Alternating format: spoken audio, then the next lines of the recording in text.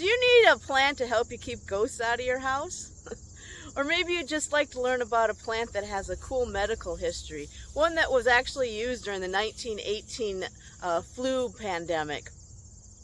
Or maybe you just want to learn about this cool plant that adds a beautiful splash of white to the fall foliage, along with all the beautiful yellow goldenrods.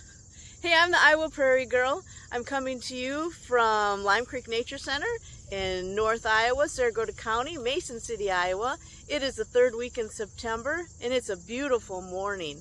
And I'd like to talk to you about tall boneset. Tall boneset is a wonderful fall flower. It's got some unusual names, and it has a great past history. So if you'd like to learn more about tall boneset, stick around.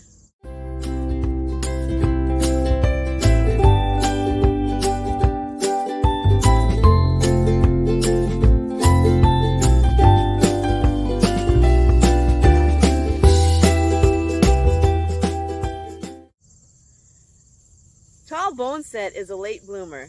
So it blooms in August and September, maybe even into October, depending on the weather or depending on where you're at.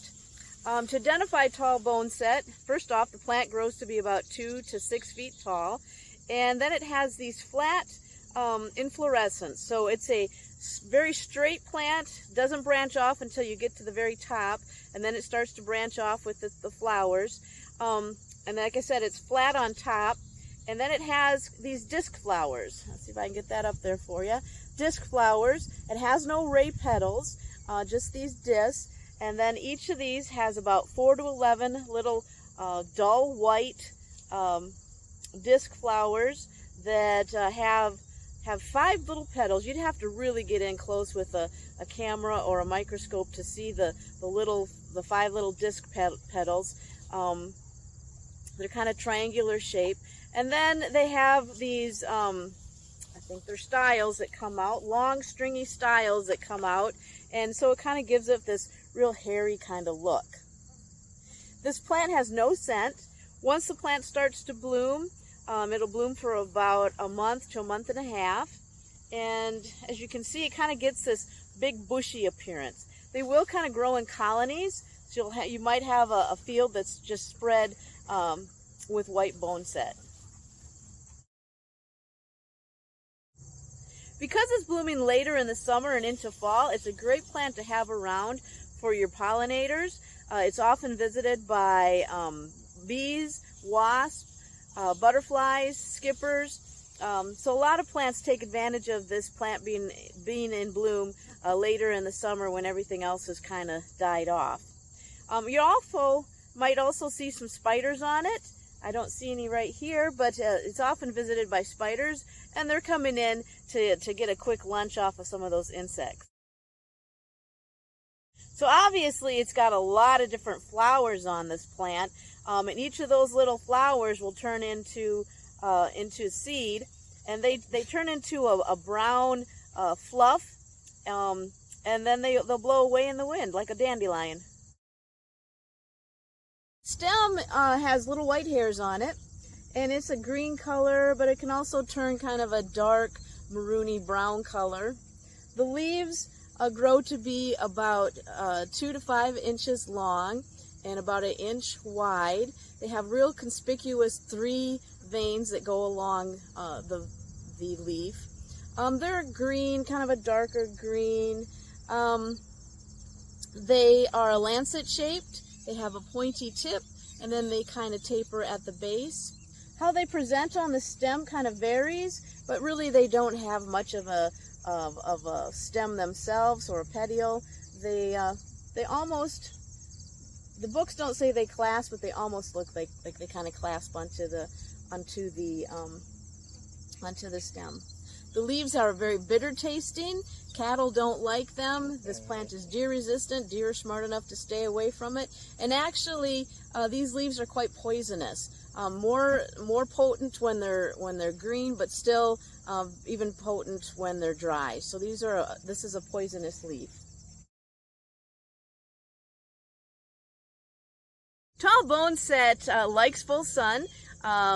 You'll find it out in the prairie. You might find it in a vacant lot or a disturbed abandoned field, along railroad tracks, out in the meadow. Right now here in North Iowa, it is blooming in the ditches along the roadside just prolifically around here in Mason City. It does like the drier areas, although I have found it in a wetter prairie a few times, but mostly you're going to find it in a dry spot. It can form in large colonies. Here in Lime Creek Nature Center and around this area, it's blooming in a lot of places, and it's kind of in large clumps. And like I said, it can kind of get into a bushy kind of feel.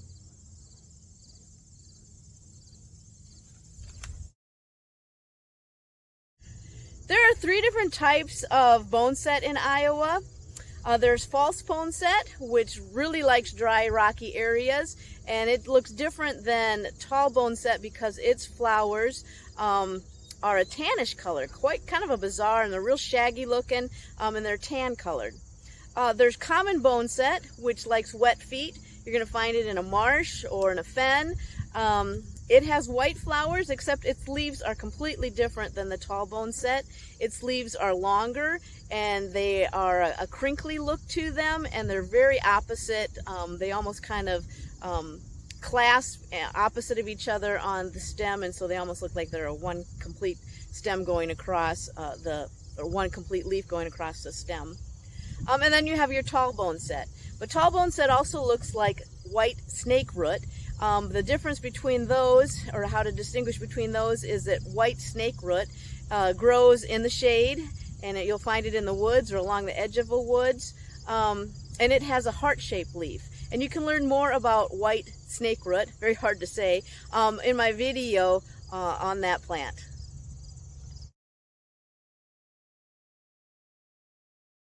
Let's get into some of the names and some of the uses for this plant. So boneset. There's a couple different thoughts on why it's called boneset. One, probably the least likely, is that this plant has been used for poultices or tinctures, and it's been used for skin irritations, and it might have been used to as a poultice on a broken bone. So that's one way it might be called, reason why it might be called boneset. But more than likely it's called boneset because it's used to treat fevers. And so there's a fever called boneset fever, and that is basically your influenza, that you have this fever and you have aches and pains that go all the way down to your bones, and it feels like your bones are breaking because you feel so crappy. And so boneset fever, this plant was used to treat fevers. So the Native Americans used this to treat fevers. They also then taught the early settlers, and they would make it into a tea, and apparently it's very bitter tasting, so children were real thrilled to be drinking this bitter tasting tea, but it was used then to treat fevers. Now again, this plant, you need to be very careful with it. It is very poisonous. Used in the wrong doses, it could cause quite some harm. So please don't use my videos for any kind of medical reasons, but do know that the reason this plant is named boneset is because it was used to cure boneset fever. So other names for this plant, we've got feverwort. Obviously, wart means is an English word for plant, and so we got feverwort, meaning that this is going to help with a fever. We've got sweating weed. Again, it's going to break that fever and make you sweat. Tall thurlwort. Thurlwort, wart meaning again plant, and then thurl meaning that this plant was used for many ailments, and so it was thorough, meaning that it would cover a lot of different ailments. Indian sage. Agueweed. Agueweed is a term for malaria or for an illness that causes shivering and a fever. Again, so it's used, agueweed is a name because it was used for a fever. Another plant that I've covered that also goes by the word agueweed is stiff gentian. So if you'd like to learn about stiff gentian and how that was used and why it shares the same name for agueweed, you can watch that video as well. And then another name is dengue fever, a dengue plant. And dengue is another word for a fever-borne illness. It's borne by mosquitoes, and it causes severe joint pain.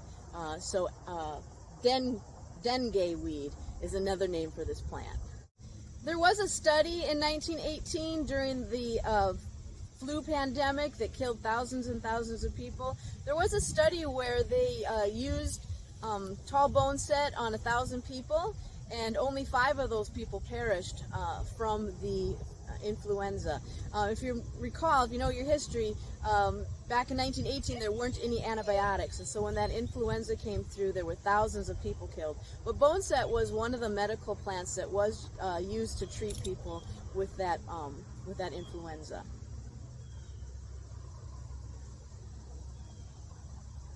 Okay, for now, the reason what you've all been waiting for is how can you use this plant to get ghosts out of your house.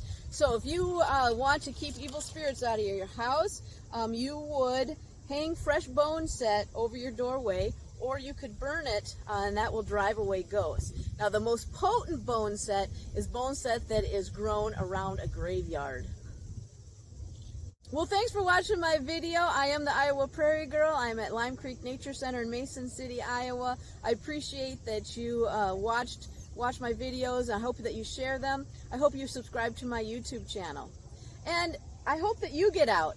It's beautiful, it's fall. I hope you get out and see some boneset, some goldenrod, Indian grass. I have another video on Indian grass and big blue stem. Those are all fall flowers that are blooming right now, and you can see those videos on my YouTube channel.